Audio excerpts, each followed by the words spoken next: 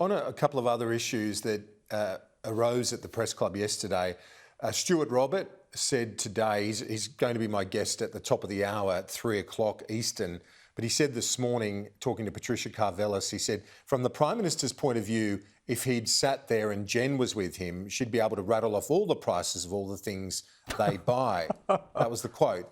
But that's in terms of the cost of living question. Is that fair, though, given, of course, Scott Morrison is the Prime Minister? He's hardly going to be at Woolies every day.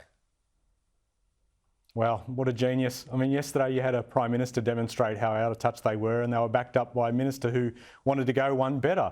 The reality is, modern families, modern households, everyone's pitching in. They have to go to the shops from time to time or fill up the car or go out and buy a rapid antigen test.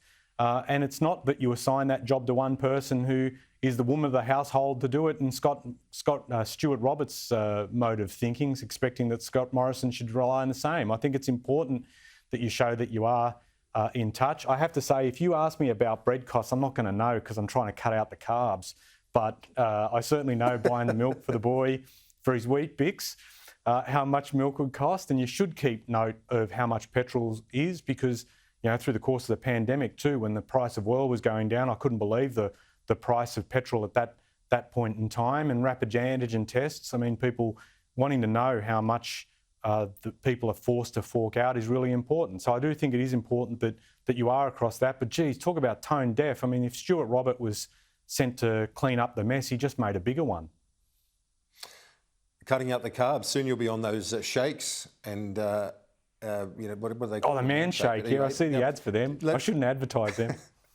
We're allowed to. It's not the ABC. Now, Cabinet Minister slammed the Prime Minister talking to Gladys Berejiklian over the text message. Do you have some sympathy for him on that, given, you know, there are robust conversations, let's say it that way, when it comes to character assessments of colleagues in this place?